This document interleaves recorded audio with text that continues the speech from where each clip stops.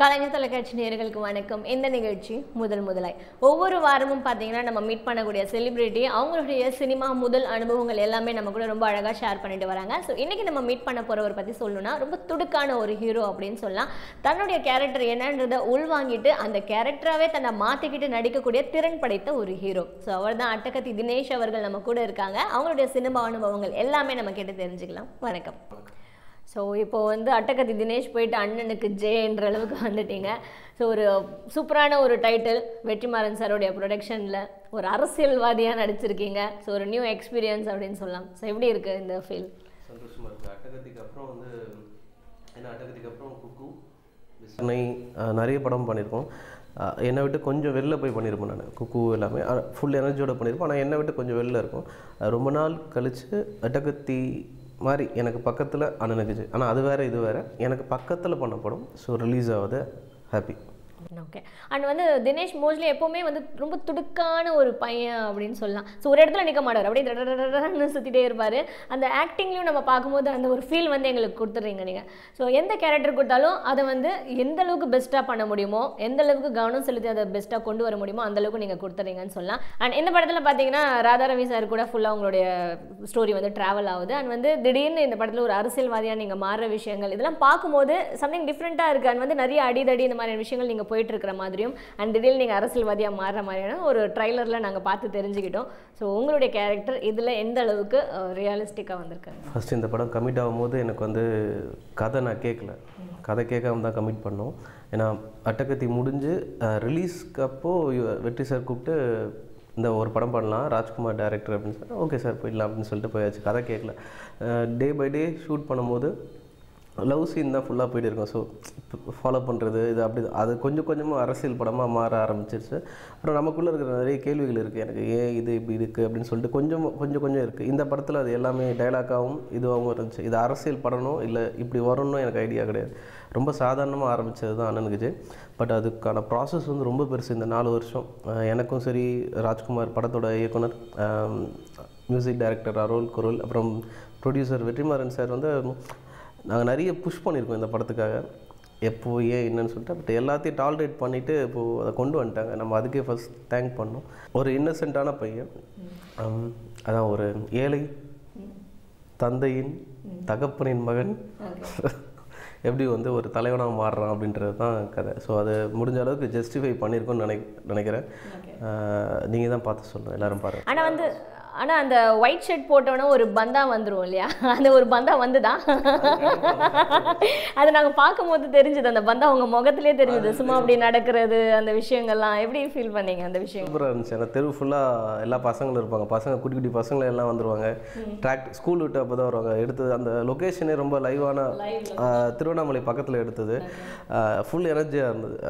மூணார் ரமேஷனா பாட்டு அப்போ வரல, வெறும் பட் இப்படி தான் இருக்குன்ற ஒரு ஐடியா மட்டும் இருந்துச்சு. எம்சி ஜாஸ் பண்ண மட்டசேகர் சாங் சூப்பராக பெரிய பிரேக் விட்டு நாங்கள் ஷூட் போய் எடுத்த சீன் அது. ஸோ அது நேச்சுரலாகவே வந்துடுச்சு. ஓகே. அண்ட் மோஸ்ட்லி பார்த்தீங்கன்னா இப்போ படங்களில் வந்து சாங்ஸ் எல்லாமே வந்து அந்த படத்துக்கு ஏற்ற மாதிரி, கதைக்கு ஏற்ற மாதிரி பாடல்கள் வந்து மூவ் ஆகுது அப்படின்னு சொல்லலாம். அந்த காலத்தில் ஹீரோஸ்க்குலாம் பார்த்தீங்கன்னா நிறைய டூயட் சாங்ஸ்லாம் இருக்கும். ஆனால் அதெல்லாம் மிஸ் பண்ணுற மாதிரி ஒரு ஃபீல் இருக்கா? இல்லை இதுவே நல்லா இருக்குன்னு சொல்லி? இல்லை, உண்மையை சொல்லணும், அண்ணனுக்கு ஜெயில இத்தனை பாட்டு இருக்குன்னு எனக்கு தெரியாது. இந்த பாட்டெல்லாம் எப்போ இவங்க ஷூட் பண்ணாங்க? மாண்டேஜஸில் தான் நிறைய இருக்கும்.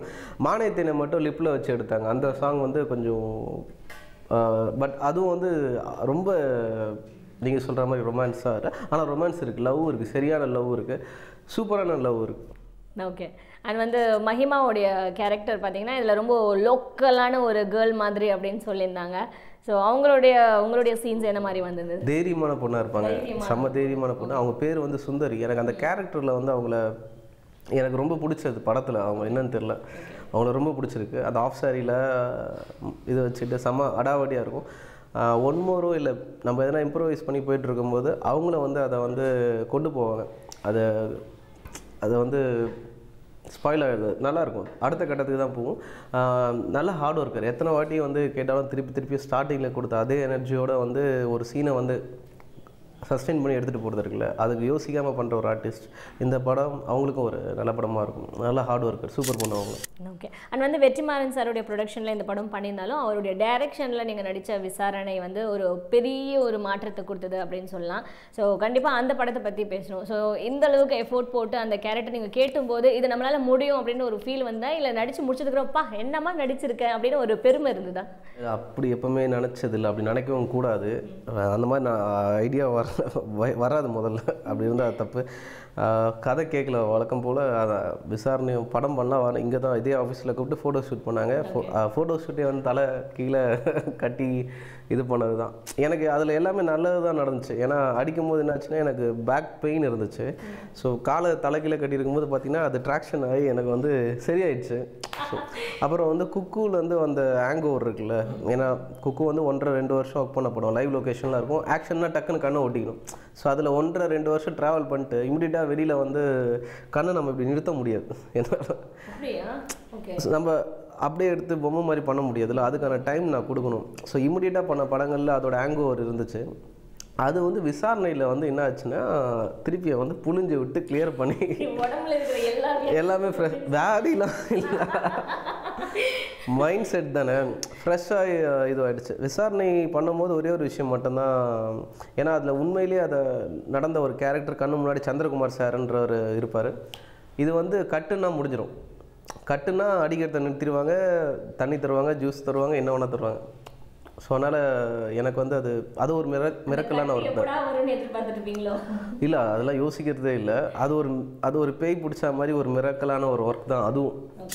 அண்ட் வந்து அட்டகத்தி தினேஷ் இப்போ வந்து சினிமா அப்படின்ற ஒரு விஷயத்துக்குள்ளே நுழைஞ்சிருக்கீங்க இல்லையா? ஸோ இந்த விஷயம் நுழைஞ்சதுக்கு காரணம் ஏதாவது இருக்கா? தினேஷ்னு கூப்பிட்டிங்கனாலே அப்படி அட்டகத்தி எனக்கு ஃபஸ்ட்டு படம் எனக்கு ரொம்ப பிடிக்கும். பட் தினேஷ் எங்கள் அப்பா அம்மா வச்ச பேர், அது ஃபைன். சினிமா வந்து பாலுமந்திரா சார்கிட்ட வந்து ஃபஸ்ட்டு நான் அசிஸ்டண்ட் ஆகணும்னு சொல்லிட்டு தான் ட்ரை பண்ணேன். அது வந்து ஆக்டிங் சான்ஸாக மாறிச்சு. அங்கே இருந்தவங்க என்ன சொன்னால் உள்ளே வந்துடு, வெற்றி சார்லாம் இப்போ வந்து அசோசியேட்டாக இருந்தாங்க. இப்போ இருக்கிற மோஸ்ட் டேரக்டர்ஸ் அங்கே வந்து சின்ன சின்ன அசிஸ்டன்ட் ரோலில் இருந்தாங்க. உள்ளே வந்துட்டு அதுக்கப்புறம் வந்து நீ இது பண்ணிக்கலாம். அது ஆக்டிங் சான்ஸாக மாறும்போது என்னால் பர்ஃபார்ம் பண்ண முடியல. அதுலேருந்து ஆரம்பித்து இப்போ இங்கே ட்ராவலில் வந்திருக்கோம். நான் நினைக்கல இந்த படத்துக்கு அப்புறம் இந்த படம் இல்லை இப்படி பண்ணுவோன்னு சொல்லிட்டு இப்போ வந்துட்டுருக்கோம். இதுக்கு அப்புறமும் நான் ஓப்பனாக தான் இருக்கேன், பார்க்கலாம் லைட். ஓகே. அண்ட் வந்து குக்கு படம் என்னோட மோஸ்ட் ஃபேவரட்டான ஒரு மூவின்னு சொல்லலாம் நீங்கள் நடித்த படங்களில்.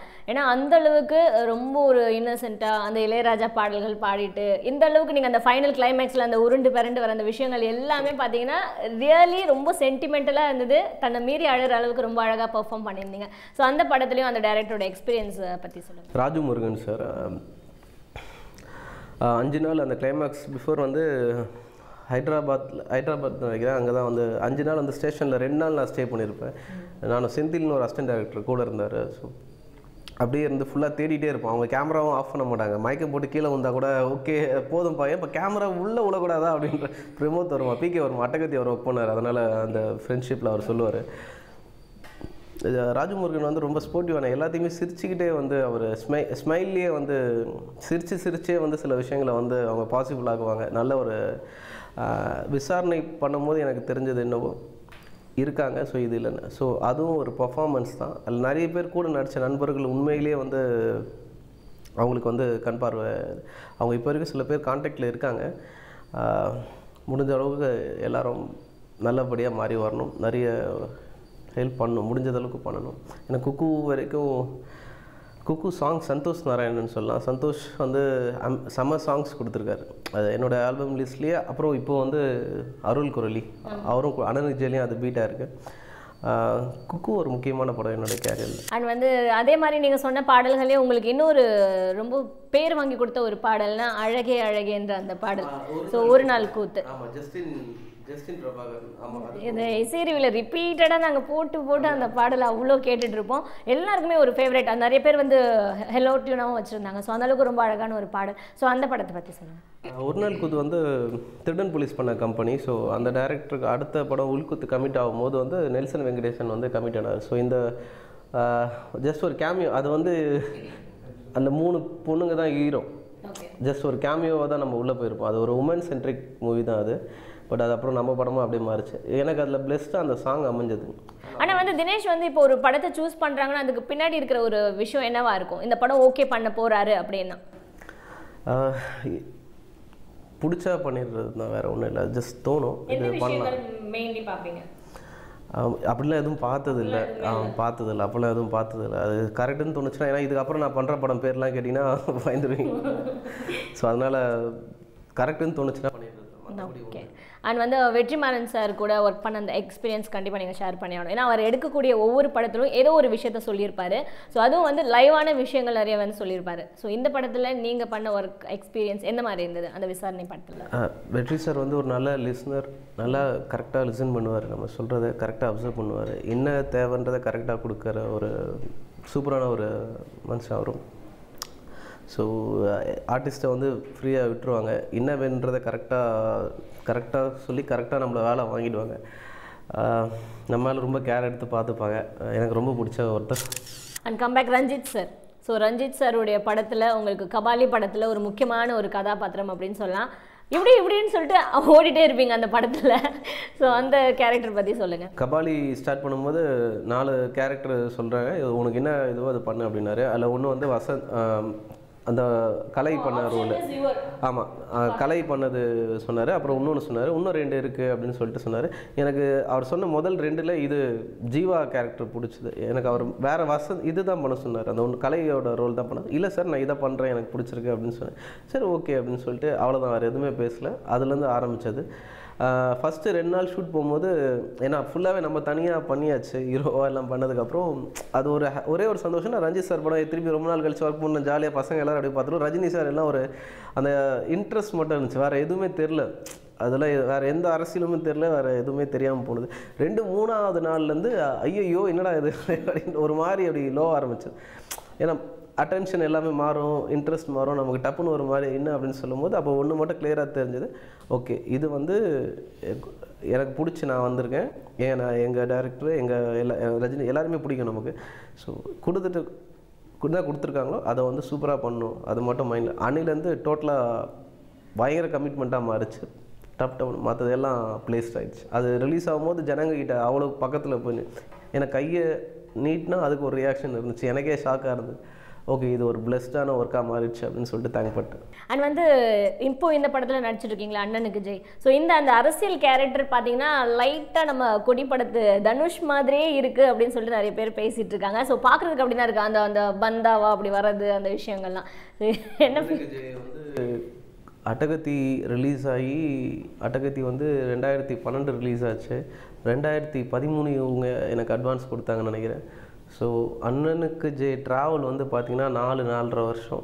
இந்த படம் வந்து கொடின்ற ஒரு படம் உருவாகிறதுக்கு முன்னாடி ஷூட்டிங் போய் கம்ப்ளீட் ஆன படம். ஸோ கொடி படத்துக்கு முன்னாடியே இந்த படம் எடுக்கப்பட்ட ஒரு படம். ஆமாம். ஓகே, அது எங்களுக்காக அந்த ஆக்ஷன் ப்ளீஸ். ஐயோ நிறைய பண்ணியிருக்கோம். அரசியல் இல்லை அந்த இது ஐயோ ஓகே. அண்ட் வந்து தினேஷ்க்கு இது அப்புறம் எனக்கு தெரியல, அது மேபி சிமிலராக ஆடுகளம் பண்ணும்போது ஒரு வாட்டி ஆடுகளம் பண்ணிருக்கும்போது நானும் தனுஷ் பிரதரும் பண்ணியிருப்போம். அப்போ வந்து த்ரிஷா பண்ணியிருந்தாங்க தாப்சிக்கு முன்னாடி 3 நாள் வந்து அவங்க ஒர்க் பண்ணிட்டு போனாங்க. அப்போ வந்து நான் வந்து ப்ரொமோஷன் வாங்கி அந்த இடத்துக்கு வந்திருக்கேன் ஆடுகளத்தில், அந்த சீக்வன்ஸ்க்கு.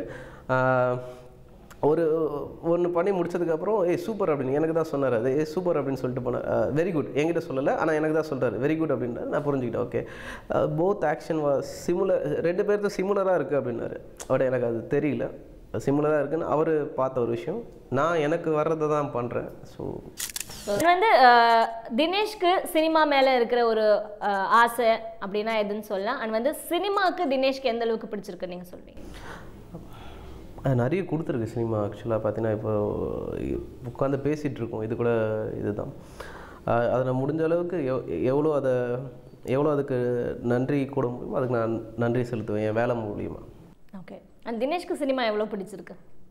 எனக்கு ரொம்ப பிடிச்சிருக்கு, ரொம்ப பிடிச்சிருக்கு, நிறைய பிடிச்சிருக்கு. ஓகே, இன்னும் பண்ணணும்னு எதிர்பார்க்குற விஷயங்கள் நிறைய கேரக்டர்ஸ் பண்ணிட்டீங்க நீங்கள் எப்படின்றதுக்குள்ள பட்ட நிறைய கேரக்டர்ஸ் பண்ணிட்டீங்க. பட் இன்னும் எதிர்பார்க்குற ஒரு ரொம்ப கம்மியாக தான் பண்ணியிருக்கேன்ல, 10 படம் 12 படம் தான் பண்ணியிருக்கேன். பட் எனக்கு தேங்க்ஸ் நீங்கள் சொல்கிறது. ஏன்னா அவ்வளோ ஆமாம் அவ்வளோ பெருசாக அதை சொல்கிறீங்க, ரொம்ப தேங்க்ஸ். ஸோ அந்த வேல்யூவான கேரக்டர்ஸ் வந்து அப்படின்றது கூட பண்ணி முடிச்சிட்டீங்க. ஸோ பட் இருந்தாலும் எனக்கு இன்னும் மன திருப்திக்கு இந்த மாதிரி ஒரு கேரக்டர் பண்ணும் அப்படின்னு ஒரு எண்ணம் இருக்குன்னா எதுன்னு சொல்லுவீங்க? செம்ம வில்லனா ஒரு கேரக்டர் பண்ணும், செம்ம வில்லனா ஒன்று பண்ணோம். அப்புறம் வந்து டெர்மினேட்டர் மாதிரி ஒரு இது பண்ணோம். டெர்மினேட்டர் நல்லா, ஆனால் எனக்கு உடம்பெல்லாம் கட்டியாக வேணும் அப்படின்ற மாதிரி நல்லா.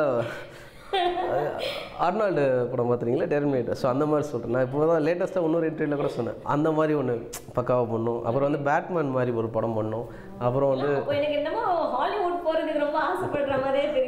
ஹாலிவுட்லாம் போயிடலாங்க, பக்கத்தில் தானே விசாரணை போயிட்டு வந்துச்சுல்ல ஆஸ்கர் வரைக்கும், நம்ம அப்படியே போயிடலாம் அதுலேயும். அப்புறம் பாக்யராஜ் சார் அவர் கூட ஒர்க் பண்ணுற மாதிரி ஒரு படம் பண்ணணும். மன்சூர் அலிகான் சார் கூட நடிக்கணும். என்ன ஒரு வித்தியாசமான ஆசைகளா இருக்கு எல்லாமே. என்ன காரணம்? பாக்யராஜ் சார் கூட என்ன காரணம், மன்சூர் கூட என்ன காரணம்? எனக்கு பாக்யராஜ் சார் ரொம்ப பிடிக்கும். எல்லா படத்துலேருந்து ஐயோ அவர் பயங்கர டார்லிங்லேருந்து அப்புறம் இன்டர்வியூல அப்பத்துலேருந்தே அவர் செம்ம சூப்பர் தான் அவர். எனக்கு அவர் ரொம்ப பிடிச்சது. மன்சூர் அலிகான் சார் அதே மாதிரி கூட ஒர்க் பண்ணணும். ரொம்ப நாளாக ஒரு ஆசை இருக்குது. செம்ம முழு நீள அவர் கேப்டன் பிரபாகரனில் வில்லன் மாதிரி வரணும். நம்ம வந்து அங்கே இறங்கி ஜாலியாக சூப்பராக வில்லன் அவர் கூட. அண்ட் வந்து தினேஷுடைய ஒரு ட்ரீம் கேரக்டர்னா இந்த மாதிரி சொன்னீங்க. ஸோ இந்த மாதிரி வந்து எல்லாம் பண்ணும் அப்படின்னு சொல்லிட்டு. பட் இருந்தாலும் பார்த்தீங்கன்னா ஒரு சில விஷயங்கள் வந்து சினிமாவுக்கு வந்து நம்ம பண்ணும்போது அந்த விஷயங்கள் புதுசாக தான் இருக்கும். இருந்தாலும் நம்ம வந்து பண்ணியே தீரணுன்ற ஒரு விஷயம் அந்த அதுக்குள்ளே அடங்கியிருக்கும். ஸோ இந்த மாதிரி வந்து உங்களுக்கு ரொம்ப புதுசாக இருந்த ஒரு கேரக்டர், இதை நான் பண்ணும்போது நான் நிறைய கற்றுக்கிட்டேன்ற ஒரு கேரக்டர் எதுன்னு சொல்லுங்கள். கேரக்டர் இல்லை, எனக்கு டப்பிங்கிறது பார்த்தீங்கன்னா எனக்கு கொஞ்சம் எப்போவுமே ஏன்னா ஸ்பாட்டில் ஒன்று பண்ணிவிட்டு திருப்பி அதை க்ரியேட் பண்ணணுன்றது எனக்கு வந்து ஒரு பெரிய இதுவாக இருந்துச்சு. அது ரொம்ப பெரிய வேலையை பார்த்தேன் நான், எப்படி அதை திருப்பி. ஆனால் அதுக்காக ரொம்ப எனர்ஜி ஸ்பெண்ட் பண்ணுவோம், திருப்பி பண்ணி க்ரியேட் பண்ண ட்ரை பண்ணிட்டே இருப்போம். இதுக்கு ஆப்ஷனே இல்லையா அப்படின்ற மாதிரி ஒரு விஷயம் இருந்துச்சு. அப்போ வடிவேல் சாரும் ராதா ரவி சாரோட 2 ஒர்க்கையும் வடிவேல் சார் பார்த்தீங்கன்னா மோஸ்ட்லி எல்லாமே டப்பிங்கில் தான் பண்ணியிருப்பார்ல, அது ஒரு சின்ன எனர்ஜி கொடுத்து. ராதா ரவி சார் வந்து ஆடுகளத்தில் வந்து பேட்டக்காரருக்கு வாய்ஸ் கொடுத்துருந்தார். ஸோ கண்ணு முன்னாடி ஷூட் பண்ணும்போது பார்த்தேன், அப்புறம் டப் பண்ணதுக்கப்புறம் பார்த்தேன். அதில் ஒரு மேஜிக் இருந்து ஒரு ப்ளேவாக இருக்குது, அது ஒரு கேமாக இருக்குது. எனக்கு அது கொஞ்சம் போர் அடிச்சு அதுக்கப்புறம் நான் அதை ஒரு கேமாக பார்க்க ஆரம்பிச்சிட்டு, ஓகே டப்பிங்கில் வந்து நம்ம இன்னும் வேணால் விளையாடலாம். எனக்கு அது புதுசாக இருந்துச்சு. ஸோ வந்து இப்போது ரிலீஸ் ஆக போகிற இந்த படம் வந்து உங்களுக்கு சக்ஸஸ்ஃபுல்லான ஒரு படமாக வரதுக்கு எங்களுடைய வாழ்த்துக்கள். ஸோ வந்து உங்களுடைய அப்கமிங் ப்ராஜெக்ட்ஸ் எல்லாமே வந்து சக்ஸஸ்ஃபுல்லாக வரதுக்கு எங்கள் கலைஞர் டிவி சார்பாக வாழ்த்துக்கள். தேங்க்யூ. அண்ட் வந்து இன்னைக்கு நம்ம நிகழ்ச்சியில் அட்டகத்தி தினேஷ் கிட்ட நிறைய விஷயங்கள், அவருடைய முதல் சினிமா அனுபவங்கள் எல்லாத்தையும் நம்ம கூட ஷேர் பண்ணியிருந்தாங்க. நிறைய இன்ட்ரெஸ்டிங்கான விஷயங்களும் இருந்தது, கொஞ்சம் ஜாலியாகவும் போச்சு. நீங்களும் நல்லா என்ஜாய் பண்ணியிருப்பீங்கன்னு நினைக்கிறேன். மீண்டும் இதே மாதிரி அடுத்த வாரம் வேற ஒரு செலிபிரிட்டி கூட நான் உங்களை மீட் பண்ணுறது வரைக்கும் பாய் ஃப்ரம் சிவன்.